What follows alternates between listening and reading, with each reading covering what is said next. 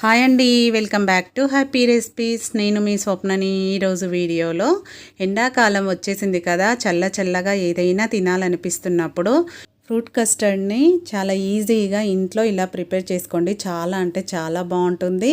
మనకు తినగానే కూడా చల్లగా ఉంటుంది. కాబట్టి తప్పకుండా ట్రై చేయండి. ఇంటికి ఎవరైనా గెస్ట్ వచ్చినప్పుడు కూడా తక్కువ టైంలో ఈజీగా చేసి పెట్టే రెసిపీ అండి. చాలా హ్యాపీగా ఫీల్ అవుతారు. కాబట్టి తప్పకుండా ట్రై చేయండి. ఇప్పుడు దీన్ని ఎలా ప్రిపేర్ చేసుకోవాలనేది చూసేద్దాం. మరి ముందుగా స్టవ్ పైన నేను ఇక్కడ ఒక 1/2 లీటర్ ఫుల్ క్రీమ్ మిల్క్ తీసుకున్నానండి. ఫుల్ క్రీమ్ మిల్క్ తీసుకోవడం వల్ల టేస్ట్ అనేది చాలా బాగుంటుంది. కాబట్టి వీలైనంత వరకు ఫుల్ క్రీమ్ మిల్క్తోనే చేయడానికి ప్రయత్నించండి. చాలా అంటే చాలా బాగుంటుంది. క్రీమీ స్ట్రక్చర్ ఉంటుంది. కాబట్టి ఇప్పుడు పాలను స్టవ్ పైన పెట్టుకొని మరిగించుకుందాం. నెక్స్ట్ ఒక చిన్న బౌల్ తీసుకొని దాంట్లోకి 2 టీ స్పూన్ల కస్టర్డ్ పౌడర్ వేసుకోవాలి. మనకి ఇక్కడ 1/2 లీటర్ పాలకి 2 టీ స్పూన్లు అనేది పర్ఫెక్ట్గా సరిపోతుందండి. మీరు ఒకవేళ 1 లీటర్ పాలు తీసుకున్నారనుకోండి, 4 టీ స్పూన్ల కస్టర్డ్ పౌడర్ని వేసుకోండి. వీటిని మీరు కావాలంటే పాలతో అయినా కలుపుకోవచ్చు. నేను ఇక్కడ వాటర్తో కలుపుకుంటున్నాను. ఎక్కడ ఉండలనేది లేకుండా నీట్గా కలిపేసుకోవాలి. చూడండి, ఇలా వీడియోలో చూపిస్తున్నట్టు ఎక్కడ ఉండలనేది లేకుండా నీట్గా కలుపుకోవాలి. పాలతో కలుపుకోవాలనుకున్నా కూడా కలుపుకోవచ్చు. మీరు వాటర్తో కలిపినా కూడా ఏం పర్వాలేదండి, దేంతో అయినా కలుపుకోవచ్చు. ఇప్పుడు పాలు కూడా మరుగుతున్నాయి కదా, ఇలా కలుపుకుంటూ సైడ్లు కూడా ఎక్కడ మీగడ అనేది లేకుండా పాలల్లో కలిపేసుకుంటూ బాగా మరిగించుకోవాలి. మినిమం ఒక 5 నిమిషాలన్నా మరిగించాలండి. పాలు అనేది చిక్కబడతాయి. కాబట్టి మనం తీసుకున్నవి ఫుల్ క్రీమ్ మిల్కే కాబట్టి ఇంకొంచెం చిక్కబడితే టేస్ట్ అనేది మరీ బాగుంటుంది. కాబట్టి ఒక 5 నిమిషాల వరకు మరిగించుకోవాలి. ఇలా ఒక పొంగు వచ్చాక కూడా మనము కలుపుతూ సైడ్ నుంచి మీగడంతా దాంట్లోకి కలిపేసుకుంటూ అడుగున కొంచెం కలుపుకుంటూ ఉండాలన్నమాట పాలని. చూడండి, పాలు అనేది మరుగుతున్నాయి కదా. ఈ విధంగా మీడియం ఫ్లేమ్లో పెట్టుకొని పాలను ఇంకొంచెం మరిగించుకుందాము. ఇలా మరిగించుకున్నాక ఇప్పుడు దాదాపుగా ఒక 5 నిమిషాల వరకు మరిగినాయి కదా పాలు. ఇప్పుడు ఈ స్టేజీలోనే మనము స్వీట్ అనేది యాడ్ చేసుకోవాలి.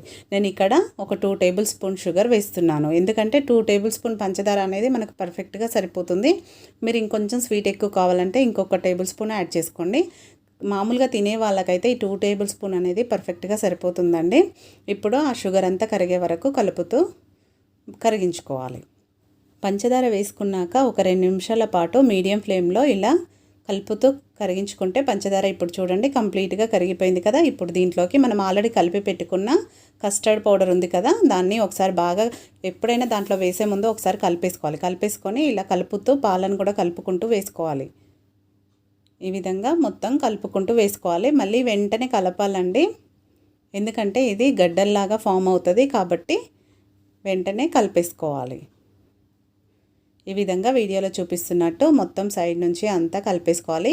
ఇప్పుడు కూడా ఒక 2 నుంచి 3 నిమిషాల పాటు మీడియం ఫ్లేమ్లో ఉడికించుకోవాలి. పాలు అనేది దగ్గరికి పడి కొంచెం థిక్ కన్సిస్టెన్సీ వచ్చే వరకు కలుపుకుంటూ మరిగించుకోవాలి. చూడండి, ఈ విధంగా రావాలి. ఇంకొంచెం వచ్చే వరకు మధ్యలో కలుపుతూ మరిగించుకోవాలి. కస్టర్డ్ పౌడర్ వేయగానే మనకు ఆల్రెడీ చిక్కబడుతూ ఉందండి. లో ఫ్లేమ్లో పెట్టుకోవాలి. కొంచెం దగ్గర పడినాక లో ఫ్లేమ్లో పెట్టుకోవాలి. చూడండి, మనకు పర్ఫెక్ట్ కన్సిస్టెన్సీ వచ్చింది. ఈ విధంగా రావాలన్నమాట. ఇప్పుడు ఇలా వచ్చింది కదా, స్టవ్ ఆఫ్ చేసేసుకోవాలి. ఇంకా స్టవ్ ఆఫ్ చేసేసుకొని దీన్ని కంప్లీట్గా చల్లారనివ్వాలి.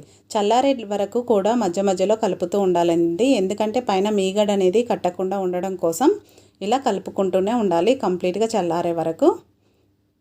లేదంటే పైన మీగడ కట్టేస్తుంది కదా, సో అందుకని అలా కట్టకుండా కలుపుకుంటూ ఉండాలి.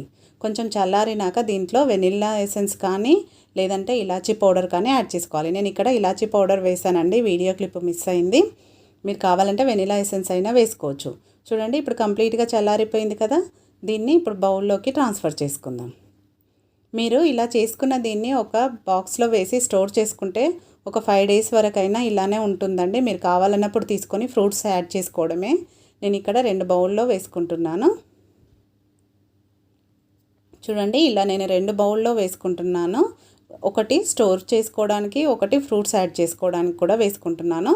మీరు కావాలంటే ఒకే బౌల్లో మొత్తం వేసుకొని కూడా ఫ్రూట్స్ని యాడ్ చేసుకోవచ్చు. 1 అవర్ పాటు ఫ్రిడ్జ్లో పెట్టి తీసుకున్నాను. 1 అవర్ తర్వాత చూపిస్తున్నాను చూడండి. ఫ్రిడ్జ్లో పెట్టి తీసుకున్నాక ఇది ఇంకొంచెం చిక్కబడుతుంది. ఇప్పుడు వీటిపైన డ్రై ఫ్రూట్స్ వేసుకుంటున్నాను.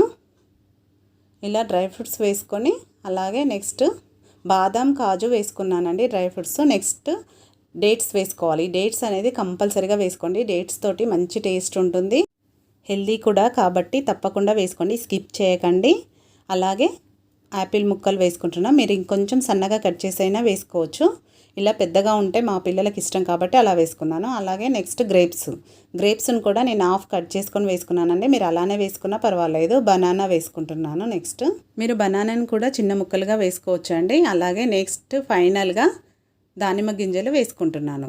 దానిమ్మ గింజలు అనేది కూడా కంపల్సరీ అండి, స్కిప్ చేయొద్దు. కాబట్టి యాపిల్, బనానా స్కిప్ చేయకుండా వేసుకోండి. వీటన్నిటి వేసుకుంటేనే టేస్ట్ అనేది చాలా బాగుంటుంది. ఇలా వేసుకొని ఒకసారి కలిపేసుకున్నాక ఇప్పుడు మనము సర్వ్ చేసుకోవడమే.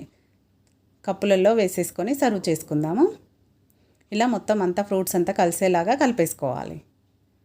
నెక్స్ట్ వీటిని ఇప్పుడు మనం చిన్న చిన్న గిన్నెలలో వేసుకొని ఇలా సర్వ్ చేసుకుంటే చల్లగా తింటే చాలా బాగుంటుందండి.